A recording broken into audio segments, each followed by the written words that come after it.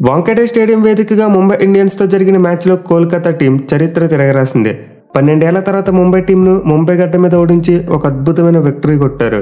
Mainly మ్యాచ్లో చూసుకుంటే Kolkata team 170 పరుగుల టార్గెట్ను కూడా డిఫెండ్ చేసుకున్నారు. అది కూడా ముంబై టీంను 145 పరుగులు కాల్అవుట్ చేసి ఈ మ్యాచ్ని 24 పరుగుల తేడాతో గెలిచారు. సో ఈ మ్యాచ్లో కోల్కతా బ్యాటింగ్ చూసి వాళ్ళు గెలుస్తారని చెప్పి ఎవరు ఎక్స్పెక్ట్ చేయలేదు. బట్ వాళ్ళ బౌలర్స్ టార్గెట్ని డిఫెండ్ చేసుకునే క్రమంలో మైండ్ బ్లోయింగ్ బౌలింగ్ చేశారు. ఎస్పెషల్లీ వాళ్ళ స్పిన్నర్స్ మరియు మిచెల్ స్టార్క్ వేరే లెవెల్ బౌలింగ్. అసలు ముంబై టీంకి ఎక్కడ ఊపిరాడకుండా రెగ్యులర్ ఇంటర్వెల్స్లో వికెట్లు తీస్తూ కేకేఆర్ టీంకు ఒక హిస్టారిక్ విన్ అందించారు. మెయిన్లీ మ్యాచ్లో విజయం వల్ల కేకేఆర్ టీం పాయింట్స్ టేబుల్లో తమ రెండో స్థానాన్ని మరింత బలపరుచుకున్నారు. సో ఈ మ్యాచ్లో వాళ్ళ గెలుపు అనేది 14 పాయింట్లకు తీసుకెళ్లింది. అంటే కేకేఆర్ టీం ఆల్మోస్ట్ ప్లే ఆఫ్స్లో ఒక లెగ్ పెట్టేసినట్టే. వాళ్ళకి మిగిలిన 4 మ్యాచ్లు ఒక్కటి గెలిచినా ఈజీగా ప్లే ఆఫ్స్కి వెళ్ళిపోతారు. ఎందుకంటే వాళ్ళ నెట్ రన్ రేట్ చాలా బాగుంది. మోస్ట్ ఇంపార్టెంట్లీ వాళ్ళకి ఇప్పుడు టాప్ 2లో ఉంటూ క్వాలిఫైర్ 1 ఆడే అవకాశాలు చాలా ఎక్కువగా పెరిగాయి. సో కేకేఆర్ టీం కనుక వాళ్ళకి మిగిలిన 4 మ్యాచ్లు 3 గెలిచినా సరే ఈజీగా క్వాలిఫైర్ 1 ఆడతారు. ఎందుకంటే వాళ్ళ కింద ఉన్న టీమ్స్ 20 పాయింట్స్కి చేరుకోవడం కాస్త కష్టం. ఒకవేళ చేరుకున్నా సరే కేకేఆర్ నెట్ రన్ రేట్తో కంపీట్ చేయలేరు. సో ఫస్ట్ ఈ మ్యాచ్లో విక్టరీ వల్ల అయితే కేకేఆర్ టీంకు క్వాలిఫైర్ 1 ఆడే అవకాశాలు చాలా పుష్కలంగా పెరిగాయి. ఇక ముంబై టీం విషయానికి వస్తే వాళ్ళైతే అస్సాం ఈ సీజన్లో 8వ పరాజయాన్ని నమోదు చేసిన మొట్టమొదటి టీంగా నిలిచారు. అండ్ వాటం వల్ల డ్యామ్ షూర్ చెప్పొచ్చు వాళ్ళైతే ప్లే ఆఫ్ రేస్ నుంచి ఎలిమినేట్ అయిపోయారు. ఇక ముంబై టీం వాళ్ళకి మిగిలిన అన్ని మ్యాచ్లు గెలిచినా సరే వాళ్ళు ప్లే ఆఫ్స్కి రావడం ఇంపాసిబుల్. ఇన్ఫాక్ట్ వాళ్ళ ప్లే ఆఫ్ ఛాన్సెస్ చూసుకుంటే ఇప్పుడు 0%గా మారిపోయాయి. So last year Rohit Sharma క్యాప్టెన్సీలో క్వాలిఫైర్ 2 వరకు వెళ్ళిన ముంబై టీం ఈ సీజన్లో మాత్రం కనీసం ప్లే ఆఫ్స్కి కూడా వెళ్ళలేకపోయారు. ఇన్ఫాక్ట్ మరీ దారుణమైన విషయం ఏంటంటే ఈ సీజన్లో ప్లే ఆఫ్ రేస్ నుంచి తప్పుకున్న మొట్టమొదటి టీంగా నిలిచారు. సో వాళ్ళ కొత్త కెప్టెన్ హార్దిక్ పాండ్యా ముంబై టీంకి మంచి ఫలితాలు తీసి రాలేకపోయాడు. కప్పు గెలవడం గురించి పక్కన పెడితే అసలు ప్లే ఆఫ్స్కి క్వాలిఫై కాలేదు. ఇన్ఫాక్ట్ వాళ్ళు మిగిలిన మ్యాచ్ల్లో కూడా ఓడిపోతే పాయింట్స్ టేబుల్ అట్టడుగు స్థానానికి పడిపోతారు. సో ముంబై టీంకి అయితే ఇది వాళ్ళ చరిత్రలోనే ఒక డిజాస్టరస్ సీజన్. అఫ్కోర్స్ ఐపీఎల్ 2022లో కూడా వాళ్ళు పాయింట్స్ టేబుల్లో లాస్ట్లో ఉన్నారు. బట్ అప్పుడు పరిస్థితులు వేరు. టీం చాలా వీక్గా ఉంది. మెగా ఆక్షన్ తర్వాత సరైన ప్లేయర్స్ లేకపోవడం వల్ల వాళ్ళు చాలా స్ట్రగుల్ అయ్యారు. బట్ ఇప్పుడు చూసుకుంటే టీం చాలా బాగుంది. మంచి బ్యాటింగ్ డెప్త్తో పాటు డీసెంట్ బౌలింగ్ అటాక్ ఉంది. బట్ స్టిల్ ముంబై టీం ఈ సీజన్లో తాము అనుకున్న ఫలితాలు చూడలేకపోయింది. ఎస్పెషల్లీ ముంబై టీం ఈ సీజన్లో చేస్తున్నప్పుడు అస్సలు మ్యాచ్లు గెలవలేకపోతుంది. వాళ్ళు మొత్తం 5 మ్యాచ్లో చేస్తే ఆర్సీబీ మీద మాత్రమే గెలిచారు. మిగతా 4 మ్యాచ్లు ఓడిపోయారు. మెయిన్లీ మ్యాచ్లో కేకేఆర్ టీం సెట్ చేసిన 170 పరుగుల టార్గెట్ను కూడా కొట్టలేకపోయారు. సో ఇదైతే ఖచ్చితంగా ముంబై టీంకు ఒక డీమారలైజింగ్ పరాజయం అని చెప్పుకోవచ్చు. ఇక మ్యాచ్ విషయానికి వస్తే కేకేఆర్ టీం బ్యాటింగ్లో ఫెయిల్ అయినప్పటికీ బౌలింగ్లో మాత్రం చాలా మంచి ఎఫర్ట్స్ పెట్టారు. ఎస్పెషల్లీ బ్యాటింగ్లో వెంకటేష్ అయ్యర్ ఆ టీంకు వెన్నెముక్కలా నిలిచాడు. సో ఈ మ్యాచ్లో ముంబై టీం టాస్ గెలిచి ముందుగా ఫీల్డింగ్ తీసుకున్నారు. అంటే అన్ని టీంలో చేంజెస్ చూసుకుంటే అంత ఎక్కువగా జరగలేదు. ముంబై వాళ్ళు నెమ్మదిని తీసుకొస్తే కేకేఆర్ టీం మనీష్ పాండేని ఇంపాక్ట్ ప్లేయర్గా తీసుకొచ్చారు. అండ్ టాస్ ఓడిపోయి ముందుగా వచ్చిన కేకేఆర్ టీంకి అస్సలు మంచి స్టార్ట్ రాలేదు. ఫస్ట్ ఓవర్లోనే ఫిల్ సాల్ట్ తుషారా బౌలింగ్లో అవుట్ అయిపోయాడు. అండ్ ఈ మ్యాచ్అప్ గురించి మనం బ్యాటిల్ వీడియోలో కూడా మాట్లాడుకున్నాం.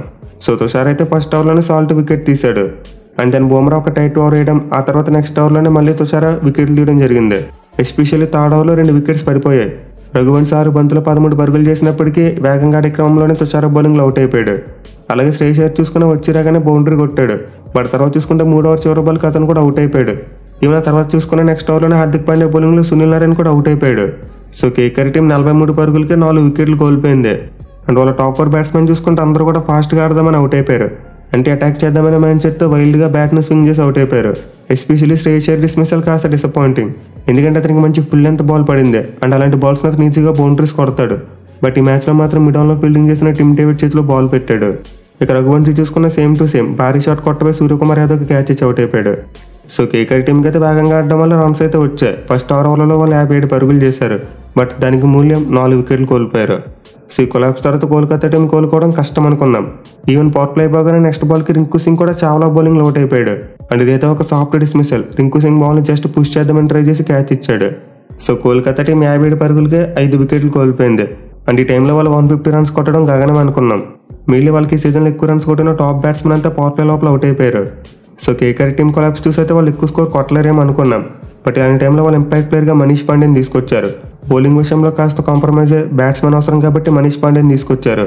And guess what, Manish Pandey 7 సంవత్సరాల తర్వాత మరోసారి కేకేఆర్ జెర్సీలో కనిపించాడు. అండ్ స్ట్రైట్ అవే అతను చాలా ఇంపాక్ట్ చూపించాడు. మెయిన్లీ వెంకటేష్ అయ్యర్తో కలిసి వికెట్ల పతనాన్ని ఆపాడు. సో కోల్కతా టీం కష్టాల్లో ఉన్నప్పుడు వెంకయ్య అయ్యర్ మరియు మనీష్ పాండే ఇద్దరు కూడా చాలా సమయోచితంగా బ్యాటింగ్ చేశారు. స్టార్టింగ్లో సెట్ అవడానికి టైం తీసుకుని ఆ తర్వాత షాట్లు ఆడారు. ఎస్పెషల్లీ వెంకయ్య అయ్యర్ అయితే నెక్స్ట్ లెవెల్ బ్యాటింగ్. అసలు ముంబై ఇండియన్స్ అనగానే అతనికి పూనకాలు వచ్చేస్తాయి. లాస్ట్ ఇయర్ ఇదే గ్రౌండ్లో ముంబై టీం మీద ఒక సెంచరీ కొట్టాడు. అండ్ ఈ మ్యాచ్లో చూసుకుని 52 బంతుల్లోనే 70 పరుగులు చేశాడు. మళ్ళీ తన టీం కష్టాల్లో ఉన్నప్పుడు ఒక క్రూషియల్ ఇన్నింగ్స్ ఆడాడు. సో వెంకయ్యకి అయితే ముంబై టీం మీద చాలా మంచి రికార్డు ఉంది. 5 ఇన్నింగ్స్లోనే 320 పరుగులు చేశాడు. యావరేజ్ చూసుకుంటే 80, స్ట్రైక్ రేట్ చూసుకుంటే 161.6. అండ్ అతను ఆడిన 5 ఇన్నింగ్స్లో 3 50s మరి ఒక సెంచరీ ఉంది. అంటే ఒక్క ఇన్నింగ్స్లో మాత్రమే 50 కంటే తక్కువ స్కోర్ కొట్టాడు. బట్ మిగతా 4 ఇన్నింగ్స్లో మాత్రం పెచ్చగా కొట్టాడు. సో వెంకయ్య బ్యాటింగ్ అయితే కోల్కతా టీంకి ఊపిరి పోసిందని చెప్పుకోవచ్చు. మెయిల్ అతను ప్రెజర్ని హ్యాండిల్ చేసిన తీరైతే అమోఘం. ఎక్కడ కూడా తన కూల్ హెడ్ను కోల్పోలేదు అండ్ రాంగ్ షాట్స్ ఆడలేదు. బాల్కు తగ్గట్టు తన షాట్ మేకింగ్ అడ్జస్ట్ చేసుకుంటూ 12 బౌండరీస్ కొట్టాడు. అండ్ మనీష్ పాండే చూసుకున్న అతనికి చాలా మంచి సపోర్ట్ ఇచ్చాడు. 31 బంతులో 42 పరుగులు చేశాడు. మెయిల్ అతను రన్నింగ్ బిట్వీన్ ద వికెట్స్. నిజంగా ఇద్దరు కూడా చాలా ఫాస్ట్గా పరిగెట్టారు. సో వీళ్ళిద్దరైతే పడిపోయిన కేకేఆర్ టీంను పైకి లేపారు. 6వ వికెట్కి 83 పరుగుల పార్ట్నర్షిప్ నెలకొల్పారు. ఇన్ఫాక్ట్ వాళ్ళ బ్యాటింగ్ వల్ల డెత్ ఓవర్స్లో వాళ్ళకి మంచి ప్లాట్ఫామ్ సెట్ అయింది. బట్ అగైన్ చివరిలో చూసుకుంటే ముంబై బౌలర్స్ మళ్ళీ కమ్బ్యాక్ చేశారు. మనీష్ పాండే, హార్దిక్ పాండ్యా బౌలింగ్ అవుట్ అయిపోవడం, అలాగే ఓవర్లో రసెల్ కూడా రన్అట్ అయిపోవడం జరిగింది. ఈవెన్ నెక్స్ట్ ఓవర్లో చూసుకున్న రమన్దీప్ సింగ్ మరియు స్టార్ కూడా బుమ్రా బౌలింగ్లో అవుట్ అయిపోయారు. సో పవర్ ప్లేలో కేకేఆర్ టీం ఎలా అయితే వికెట్స్ కోల్పోయిందో డెత్ ఓవర్స్లో కూడా సేమ్ టు సేమ్ చాలా వికెట్స్ కోల్పోయారు. ఇన్ఫాక్ట్ వాళ్ళు చివరి 4 వికెట్స్ని డెత్ ఓవర్స్లోనే కోల్పోయారు. బట్ ఎన్ని వికెట్లు పడుతున్నప్పటికీ వెంకయ్య మాత్రం గేమ్ను బాగానే ఫినిష్ చేశాడు. ఎస్పెషల్లీ 19th ఓవర్లో ఒక 4 and 6 కొట్టాడు. దీనివల్ల కేకేఆర్ టీం ఆల్అౌట్ అయిపోయినప్పటికీ 169 పరుగులు చేయగలిగింది. సో ఇదైతే ఖచ్చితంగా ఈ గ్రౌండ్లో బిలో పార్ స్కోర్. ఇన్ఫాక్ట్ ఇక్కడ యావరేజ్ స్కోర్ 170 ఉంది. సో ఈ మ్యాచ్లో అయితే ఖచ్చితంగా పిచ్ అనేది కొంతవరకు బౌలింగ్ అనుకూలించింది. మరీ అంత ఫ్లాట్ వికెట్లా లేదు. అయితే డ్యూ ఫ్యాక్టర్ని దృష్టిలో పెట్టుకుంటే మాత్రం కేకేఆర్ టీం చాలా చిన్న టార్గెట్ను పోస్ట్ చేశారని చెప్పుకోవాలి. మెయిన్లీ ముంబై బౌలర్స్ ఈ మ్యాచ్లో అద్భుతంగా బౌలింగ్ చేశారు. ఎస్పెషల్లీ నువాన్ తుషారా పవర్ ప్లేలో రన్స్ ఇచ్చినప్పటికీ 3 వికెట్లు తీశాడు. అండ్ అతని ఇనిషియల్ బ్రేక్ త్రూస్ వల్ల కేకేఆర్ టీంకి మంచి స్టార్ట్ రాలేదు. అండ్ డెత్ ఓవర్స్లో చూసుకుంటే బుమ్రా మరోసారి స్పాట్ ఆన్. పవర్ ప్లేలో తుషారా అయితే వికెట్స్ తీశాడు, బుమ్రా డెత్ ఓవర్స్లో అలా వికెట్స్ తీశాడు. మీలో ఆల్ ఇంపార్టెంట్ రమన్దీప్ సింగ్ మరియు వెంకటేష్ అయ్యర్ వికెట్లు తీశాడు. ఈ రెండు కనుక పడకపోయింటే ఆ టీమ్ స్కోర్ 180 దాటేదే. ఇక వీళ్ళతో పాటు హార్దిక్ పాండ్యా మరియు చావ్లా కూడా మంచిగానే బౌలింగ్ చేశారు. మళ్ళీ చావ్లా చూసుకుంటే మిడిల్ ఓవర్స్లో చాలా పొదుపుగా బౌలింగ్ చేయడంతో పాటు రింకు సింగ్ వికెట్ తీశాడు. అలాగే రమన్దీప్ చూసుకున్న వికెట్ తీయలేకపోయినప్పటికీ అతను కూడా పొదుపుగానే బౌలింగ్ చేశాడు. సో ముంబై బౌలర్స్లో తుషారా 4 ఓవర్స్లో 44 రన్స్ ఇచ్చి 3 వికెట్స్ తీసుకున్నాడు. అండ్ బుమ్రా 3.5 ఓవర్స్లో 18 రన్స్ ఇచ్చి 3 వికెట్స్ తీసుకున్నాడు. ఇక వీళ్ళతో పాటు హార్దిక్ పాండ్యా 4 ఓవర్స్లో 44 రన్స్ ఇచ్చి 2 వికెట్స్ తీశాడు. సో ఒక జరాల్ కాజే తప్పిస్తే మిగతా బౌలర్స్ అందరూ కూడా బాగానే బౌలింగ్ చేశారు, వికెట్లు తీశారు అండ్ రన్స్ కూడా మరీ ఎక్కువ ఇవ్వలేదు. దీనివల్ల ముంబై టీం కేకేఆర్ టీంను 169 రన్స్కి ఆల్అౌట్ చేయగలిగింది. బట్ ఎన్ని వాళ్ళు చేసింగ్ విషయానికి వస్తే biggest disaster. Of course Ishan Kishan బాగానే స్టార్ట్ చేశాడు. స్టార్క్ బౌలింగ్లో ఒక 6 and 4 కొట్టాడు. బట్ అదే ఓవర్లో అతను బౌలింగ్లో అవుట్ అయిపోయాడు. ఇక తర్వాత నమందిర్ కూడా సేమ్ 2 4లు కొట్టినప్పటికీ 5th ఓవర్లో చక్రవర్తి బౌలింగ్లో అవుట్ అయిపోయాడు. మళ్ళీ అతను గూగుల్ని సరిగ్గా రీడ్ చేయలేకపోయాడు. ఇక చివరిగా పవర్ ప్లేలో రోహిత్ శర్మ నరేన్ అటాక్ చేద్దామని చెప్పి తన వికెట్ని కోల్పోయాడు. సో నరేన్కి అయితే రోహిత్ శర్మ అయితే చాలా మంచి రికార్డు ఉంది. ప్రీవియస్గా 9 సార్లు అవుట్ చేశాడు. But still Rohit Sharma wrong బౌలర్ని యూజ్ చేసుకున్నాడు అటాక్ చేయడానికి. సో ఇనిషియల్గా మిచెల్ స్టార్క్ని అద్భుతంగా ఫేస్ చేసిన రోహిత్ శర్మ నరేన్కి మాత్రం దొరికేశాడు. దీంతో ముంబై టీం పవర్ ప్లేలో కేవలం 46 పరుగులు మాత్రమే చేసి 3 వికెట్లు కోల్పోయింది. ఈవెన్ ఆ తర్వాత చూసుకున్న వాళ్ళు చేసింగ్లో అంత కంఫర్టబుల్గా కనిపించలేదు. మిడిల్ ఓవర్స్లో కూడా ఆ టీం వికెట్లు కోల్పోతూనే ఉంది. ఎస్పెషల్లీ ఫామ్లో ఉన్న తిలక్ వర్మ మరియు నెహల్ వజీరా ఇద్దరు సింగిల్ డిజిట్ స్కోర్కి అవుట్ అయిపోయారు. అలాగే హార్దిక్ పాండ్యా చూసుకున్న 1 పరుగు మాత్రమే చేశాడు. సో ముంబై టీం అయితే రెగ్యులర్ ఇంటర్వెల్స్లో వికెట్లు కోల్పోతూనే ఉంది. బట్ ఇలాంటి టైంలో టిమ్ డేవిడ్ మరియు సూర్యకుమార్ యాదవ్ కలిసి కాస్త ఆశలు కల్పించారు. ఎస్పెషల్లీ స్కై తన వింటేజ్ స్టైల్ బ్యాటింగ్ చేశాడు. పిచ్ బ్యాటింగ్ అంత అనుకూలంగా లేకపోయినా కానీ అతను మాత్రం నిజంగా మైండ్ బ్లోయింగ్ బ్యాటింగ్ చేశాడు. 35 బంతుల్లోనే 56 పరుగులు చేశాడు. అలాగే టిమ్ డేవిడ్ చూసుకున్న అతనికి చాలా మంచి సపోర్ట్ అందించాడు. 20 బంతులు 24 పరుగులు చేశాడు. సో ఇద్దరైతే ముంబై టీం 71 పరుగులకు 6 వికెట్లు కోల్పోయినప్పుడు కొంతవరకు రెస్క్యూ చేయగలిగారు. 7 వికెట్కు 49 పరుగుల పార్ట్నర్షిప్ నెలకొల్పారు. అండ్ వీళ్ళిద్దరు బ్యాటింగ్ చేస్తున్నంతసేపు ముంబై టీం ఈజీగా గెలిచేసిందేమో అనుకున్నాం. ఇన్ఫాక్ట్ చివరిలో చూసుకుంటే వాళ్ళు రిక్వైర్డ్ అంటే 10 కూడా వచ్చేసింది. అంటే ఓవర్కు 10 పరుగులు చేస్తే గెలిచేస్తారనే సిచ్యువేషన్ వచ్చింది. బట్ ఇలాంటి టైంలో కేకేఆర్ బౌలర్స్ మళ్ళీ కంబ్యాక్ చేశారు. Especially the man Russell Suryakumar Yadav wicket తీశాడు. దీంతో ఒక్కసారిగా ముంబై టీం చేజింగ్లో చతికిలు పడిపోయింది. ఆ తర్వాత మిచెల్ స్టార్క్ యాక్షన్లోకి దిగి 19 ఓవర్లో 3 వికెట్లు తీసి ముంబై టీంను 145 రన్స్కి ఆల్అౌట్ చేశాడు. సో నిజంగా ఈ మ్యాచ్లో కేకేఆర్ బౌలింగ్ దెబ్బకి ముంబై బ్యాట్స్మెన్ దగ్గర ఆన్సర్ లేకుండా పోయింది. సునీల్ నరేన్ మరియు వరుణ్ చక్రవర్తి ఇద్దరు కూడా దద్దరిల్లిపై బౌలింగ్ చేశారు.